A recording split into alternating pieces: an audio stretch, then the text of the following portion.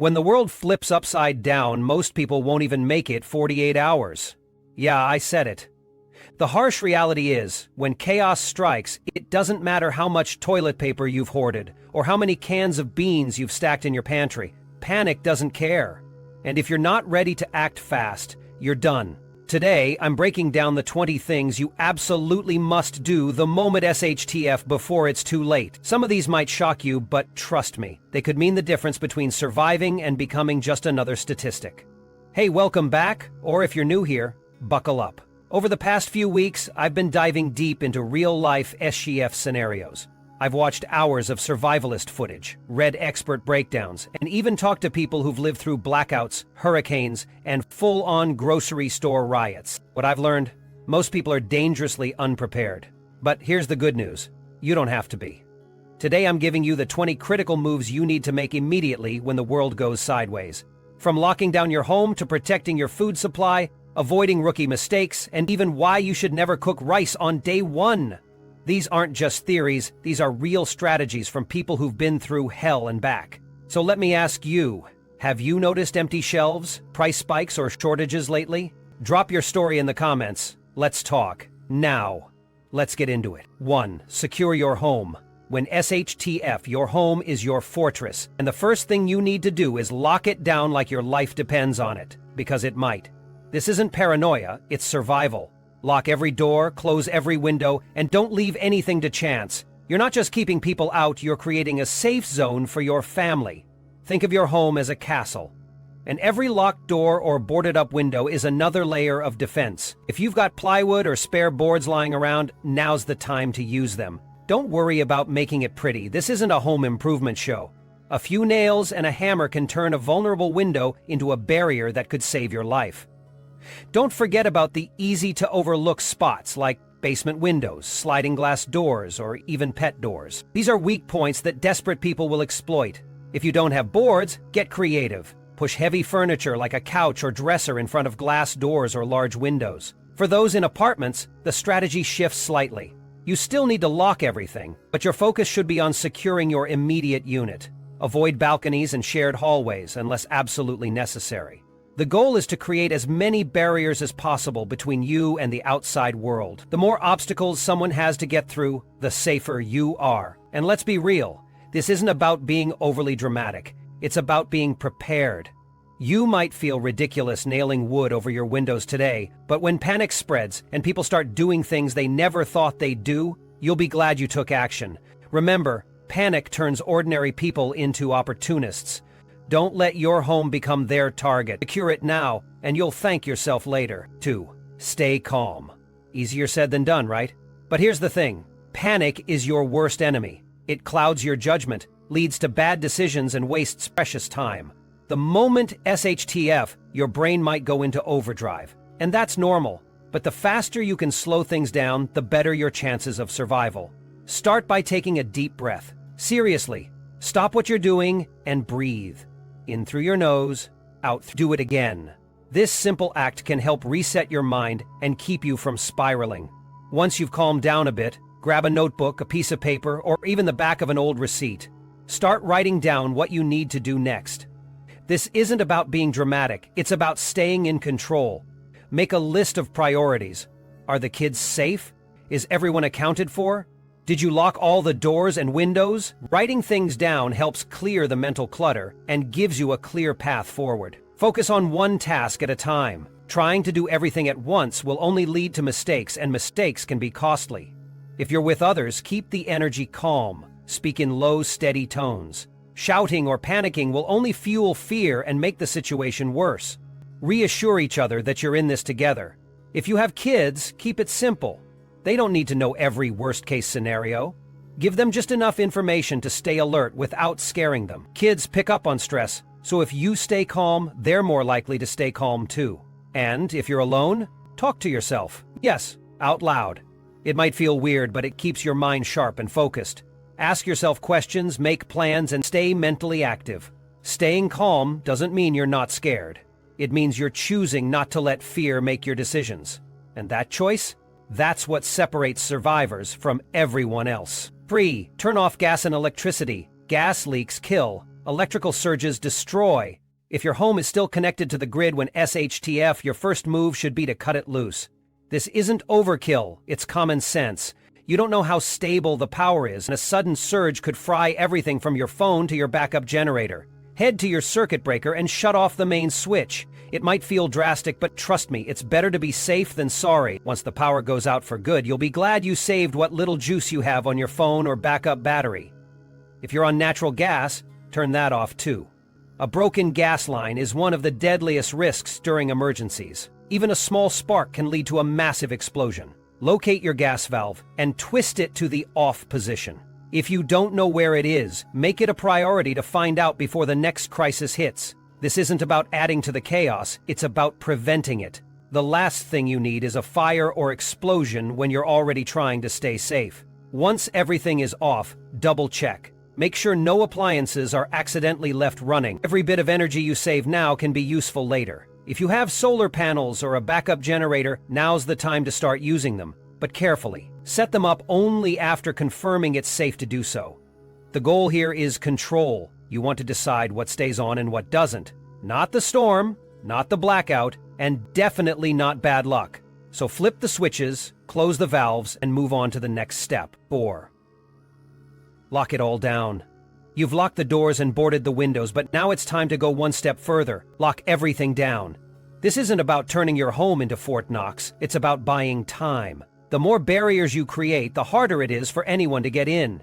Go room by room and check every entrance. That includes sliding glass doors, basement hatches, attic access, and especially the garage. A weak garage door is a major vulnerability, so reinforce it if you can. If you have deadbolts, use them. If you have security bars or window locks, now's the time to put them in place. Even simple things can make a difference. Placing a chair under a doorknob or stacking heavy furniture in front of a door can slow someone down, and that's the point. Most people looking to break in during a crisis are looking for the path of least resistance. Make your home harder to access than the one next door, and you've already won half the battle. If it's safe, take a walk around the perimeter of your home. Make sure nothing is left open or overlooked. If you live in an apartment or condo, check shared walls and hallways. The goal here isn't to hold off an army, it's to delay long enough for you to react, regroup, and stay safe. Once everything is secured, give it one more check. Don't assume something is locked, verify it. And once that's done, move on to the next step. 5. Assess threats. Now that your home is locked down and powered off, it's time to figure out what you're actually dealing with. Is there fire? Flooding? Looting? Knowing what's real versus what's imagined is critical for prioritizing your next moves. Start by using your senses. Look out a small crack in the window. Do you see smoke? Are there people running through the streets? Listen closely. Are there sirens, screams, or gunshots? These sounds can tell you more than any news alert ever could. If you have a battery-powered radio or a working phone, use it to gather information. Local emergency broadcasts are a good starting point, but don't rely solely on official sources. Rumors spread fast during a crisis, and not everything you hear will be true. Use your own judgment to separate fact from fiction. Once you have a clearer picture of what's happening, adjust your plan accordingly. Maybe you need to move to a safer part of the house. Maybe you need to prepare for a longer lockdown. Or maybe things aren't as bad as they seem and you can relax a little. The key here is to stay sharp and proactive. Knowing the truth gives you power, and in a survival situation, power is everything. So take stock, stay calm, and get ready for the next step. Because staying safe means staying one step ahead. 6. Grab a battery-powered radio. When the grid goes down, your phone won't be your lifeline for long. That's why you need to grab a battery-powered radio. Yes, one of those old-school devices with dials and antennas. It might seem outdated, but when everything else fails, this little gadget could save your life. Unlike your phone, a radio doesn't rely on Wi-Fi, cell towers, or electricity. All it needs are batteries or a hand crank, and you're back in the loop. Tune into local emergency broadcasts immediately. These channels provide real-time updates on what's happening, where to go, and what to avoid. Agencies like FEMA, NOAA, and local authorities use these frequencies to communicate critical information during disasters. Don't waste time flipping through random stations. Stick to the ones that matter, official emergency updates. Entertainment or music channels will either go silent or spread misinformation, and you don't have time for that nonsense. Keep the volume low. You don't want to draw attention to yourself, especially if things outside are chaotic. If you have kids, explain that this isn't a toy or for fun. It's a survival tool, plain and simple. Make sure you have extra batteries on hand or a solar-powered charger for the radio. If you don't already own one, add it to your emergency prep list now. A radio might feel like a relic from the past, but when the world goes dark, it's one of the few things that can keep you informed. Don't underestimate its value. Grab it, tune in, and stay ahead of the chaos. 7. Use your phone wisely. Your phone is one of your most powerful tools during an emergency, but only if you use it smartly. The first rule? Conserve your battery like your life depends on it, because it might. Don't start making calls the second SHTF. Calls drain your battery fast, and during a crisis, networks are often overloaded. Chances are, you won't get through anyway. Instead, send a quick text. Texting uses far less power and is more likely to go through when calls fail. If you have a portable charger or backup battery pack, don't waste it. Save it for when you absolutely need it. Every bit of charge matters. Another pro move? Download maps for offline use, while you still have access to the internet. Apps like Google Maps let you save areas so you can navigate without data or Wi-Fi. This could be a game changer if you need to evacuate or find resources. Turn on airplane mode when you're not actively using your phone. This simple trick stops your phone from constantly searching for a signal, which drains the battery. And here's a tip most people overlook. Keep your phone warm. Cold weather can kill your battery faster than you think. Store it in an inside pocket close to your body to help it hold its charge longer. Your phone is a lifeline, but only if it's functional. Use it sparingly, prioritize texts over calls, and keep it charged for as long as possible. In a world where power is a luxury, every percentage of battery life counts. 8. Locate your loved ones. When chaos hits, the first thing you need to do after securing your home is to make sure everyone is accounted for. Is your family or household where they're supposed to be? If they are, great. Do a quick head count and make sure everyone is calm. But if someone's missing, that's when things get tricky. This is why having a plan in place before SHTF is so important. Every household should have 2 designated meeting spots. One close to home, like the front yard or driveway, and one further away, like a park, gas station, or a relative's house. These pre-planned locations give everyone a clear idea of where to go if you get separated. If someone isn't home when disaster strikes, don't rush out blindly to find them. Use your phone first. Send a text to check their location and situation. If they respond, get as much detail as possible. Only consider leaving your home if it's absolutely safe to do so, and even then, send just one person. You don't want to leave your home unprotected, and you definitely don't want the entire group wandering into danger. If you're the one who's separated, stick to the plan. Head to the agreed-upon meeting spot and wait. Don't deviate unless it's absolutely necessary. The goal is to reunite as quickly and safely as possible without putting anyone else at risk. In times of crisis, knowing where your loved ones are is critical. A solid plan can save you from unnecessary stress and danger. Make sure everyone knows the plan and stick to it. 9. Limit exposure to news. When SHTF, it's natural to want updates, but here's the harsh truth. Not all news is helpful. In fact, some of it can make things worse. The media thrives on fear because fear gets clicks, views, and ratings. The more dramatic the headline, the more people tune in. But you don't have time for that. Once the chaos starts, you'll see a flood of panic-inducing posts, headlines, and alerts. Don't let it overwhelm you. Instead, limit your exposure to news. Pick 1 or 2 trusted sources and stick with them. A battery-powered radio tuned to official emergency channels like FEMA, NOAA, or local police frequencies is your best bet. These sources provide accurate, real-time updates without the hype. If you still have internet access, avoid social media and random blogs. Stick to verified accounts from government agencies or local authorities. These are the people who know what's actually happening and can give you actionable information. Set a timer for yourself. 5 minutes every few hours to check for updates. Don't spend all day glued to your phone or radio. Constantly consuming news can push you into panic mode, and panic leads to bad decisions. Staying informed is important, but letting the news control your emotions is dangerous. Focus on what you need to know, not what will scare you. 10. Create a communication plan. Imagine this. The power's out, phones are dead, and you can't just text or call someone to check in. That's why having a solid communication plan isn't just a good idea, it's essential. Without one, you're flying blind. Start by making sure everyone in your household knows how to reach each other if you get separated. Do you have a group chat? A backup contact outside the area? Family group on apps like WhatsApp or Telegram? These are all great tools, but they're useless if no one knows how to use them.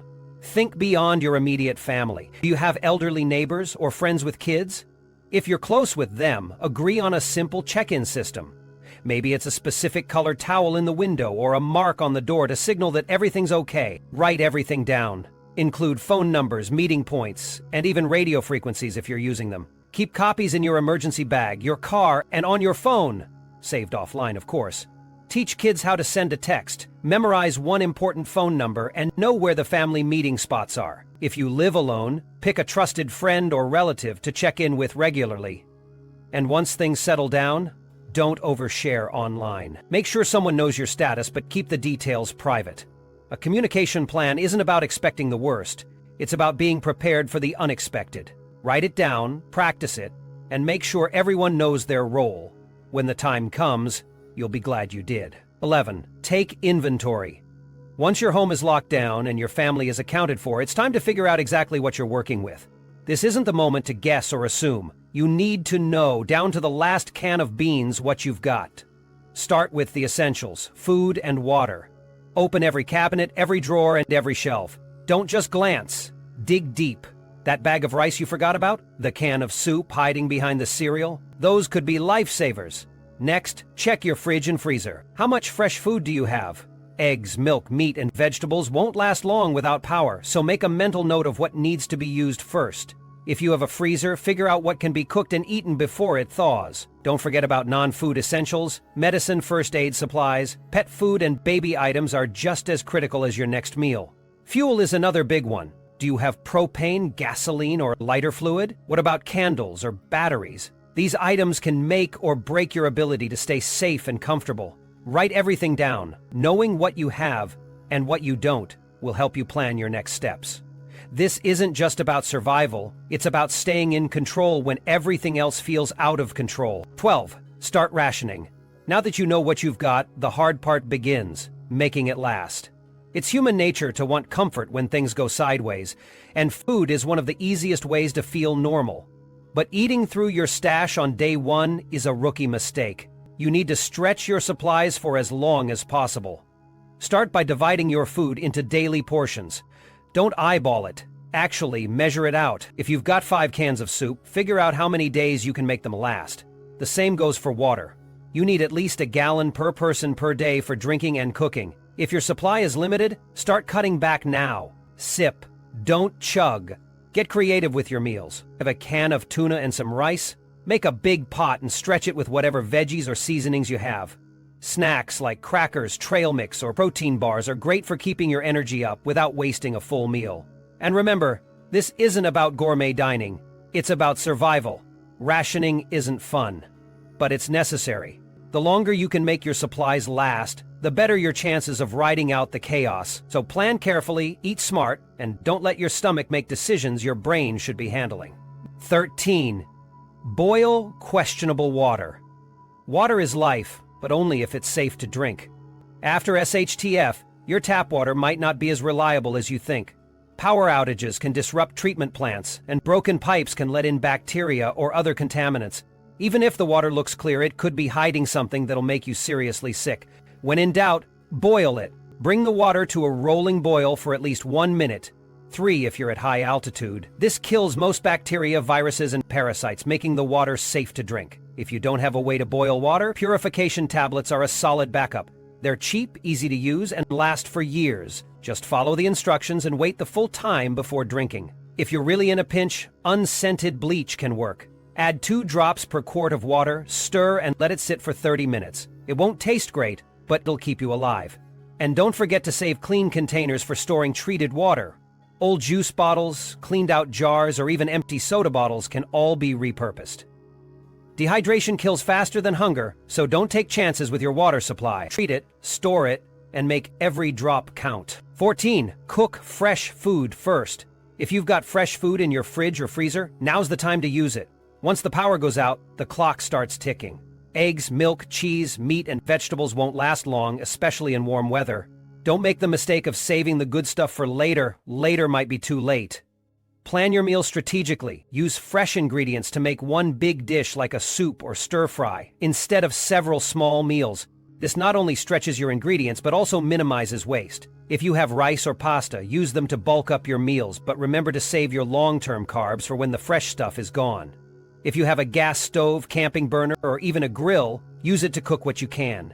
And don't forget about your freezer. If the power's out, try to cook and eat frozen items before they thaw completely. For the future, practice rotating your pantry. Use older items first and replace them with new ones. This way, you'll always have a fresh supply of food and won't end up with expired cans when you need them most. 15. Protect your pantry. Once the fresh food is gone, your pantry becomes your lifeline. Treat it like gold, because in a crisis, that's exactly what it is. Start by moving all your dry goods, rice, beans, oats, pasta, cereal, into airtight containers. Plastic bags and cardboard boxes are easy targets for bugs and rodents, and the last thing you need is to lose your food to pests. If you don't have proper storage bins, get creative. Cleaned out peanut butter jars, yogurt containers, or even empty coffee cans can work in a pinch. The key is to keep everything sealed, cool, and dry. Moisture is your enemy. It invites mold, spoilage, and pests. If you've already stored food in Mylar bags with oxygen absorbers, you're ahead of the game. But if not, don't panic. Just focus on keeping your supplies safe and organized. Check your pantry regularly for signs of pests or spoilage, and rotate your stock to ensure nothing goes to waste. Your pantry is more than just a collection of food. It's your safety net. Protect it, and it'll protect you. 16. Check on neighbors. Survival isn't just about what you have, it's about who you have. Now that your home is secure and your supplies are sorted, take a moment to check on your neighbors. This is especially important for the elderly, disabled, or anyone who lives alone. A quick knock on the door, or a call if service is still up, can make a world of difference. Helping others isn't just the right thing to do, it's smart. Communities that work together survive better. Maybe your neighbor has a generator, a garden, or medical supplies. Maybe you have extra water or tools. Sharing resources and skills can benefit everyone. But be smart about it. Don't put yourself in danger, and don't give away everything you have. A small gesture, like a bottle of water or a flashlight, can build goodwill without depleting your own supplies. And remember, trust goes both ways. The people you help today might be the ones who help you tomorrow. In tough times, relationships are currency. Build them wisely. A strong community isn't just nice to have, it's a survival tool. So check on your neighbors. Lend a hand where you can, and remember, we're stronger together. 17. Avoid crowds. When SHTF, the worst thing you can do is follow the herd. Crowds are magnets for chaos, and chaos gets dangerous fast. Think about it. When disaster strikes, people instinctively rush to the same places. Grocery stores, gas stations, banks, and even police stations. While it might seem logical to head there for supplies or help, these spots quickly turn into hotbeds of panic, desperation, and sometimes outright violence. Malls become battlegrounds over dwindling supplies. Gas stations run dry within hours, and banks? Forget it. They're either locked down or looted before you can even think about withdrawing cash. These places are not where you want to be when tensions are high and resources are low. Your best bet, stay home. Your home is your safest place, your fortress. Unless you have an absolutely critical reason to leave, like grabbing life-saving medicine, don't risk it. If you do have to venture out, keep it quick and low profile. Wear plain clothes, avoid flashy items, and don't carry anything that screams, "I've got supplies!" Always have an exit plan and know your route before you step out the door. And here's a big one. Avoid large groups of strangers at all costs. Even peaceful crowds can turn dangerous in seconds when fear and desperation take over. You don't know their intentions, their mental state, or what they're willing to do to survive. Staying low-key and off the radar isn't just smart, it's survival. The less attention you draw, the safer you'll be. 18. Don't broadcast your supplies. Here's a hard truth. The more people know about your stash, the bigger target you become. It might feel harmless to post on social media about how prepared you are, or to casually mention to a neighbor that you've got a month's worth of food and water, but in a crisis, information is power, and oversharing can put you in serious danger. Think about it. Desperate people do desperate things. If word gets out that you've got a stocked pantry, extra fuel, or even a generator, it won't take long for someone to come knocking. And they won't be asking politely. Strangers, acquaintances, even people you thought you could trust might see your supplies as their lifeline. So keep your cards close to your chest. Don't post pictures of your prepper stash online. Don't brag about your bunker or your backup generator. And definitely don't share details in casual conversations, whether at the store, in online forums, or even with neighbors you don't fully trust. Be friendly, but vague. If someone asks how you're holding up, keep it simple. We're managing. The less people know, the better. Your supplies are for you and your family, not for the world to see. In a survival situation, privacy isn't just a preference, it's a necessity. 19. Plan for your pets. Your pets are part of your family, and when SHTF, they need just as much care and attention as everyone else. It's easy to overlook their needs in the chaos, but doing so could put them, and you, in a tough spot. Start with the basics: food and water. Do you have enough pet food to last a few weeks? If not, start rationing what you have. And don't forget, they need clean water too. If your tap water isn't safe for you, it's not safe for them either. Medications are another critical item. If your pet requires daily meds or special care, make sure you have enough on hand. Losing their medication during a crisis could lead to serious problems. Keep leashes, carriers, and crates easily accessible. If you need to evacuate quickly, you won't want to waste time searching for them. Pets also get stressed during emergencies. Loud noises, sudden changes, and the tension in your home can affect them. Create a safe, quiet space where they can retreat. Familiar toys, blankets, or even just extra cuddles can help keep them calm. And don't forget about long-term planning. If the crisis stretches on, you'll need to think about how to keep them fed and healthy. Consider stocking up on extra supplies now, so you're not scrambling later. Your pets rely on you, and in return, they provide comfort and companionship when you need it most. 20. Think long-term. Surviving the first 48 hours of a crisis is one thing, but what happens when the emergency drags on for weeks or even months? That's when you need to shift from survival mode to sustainability. It's not just about getting through today, it's about preparing for tomorrow. Start small.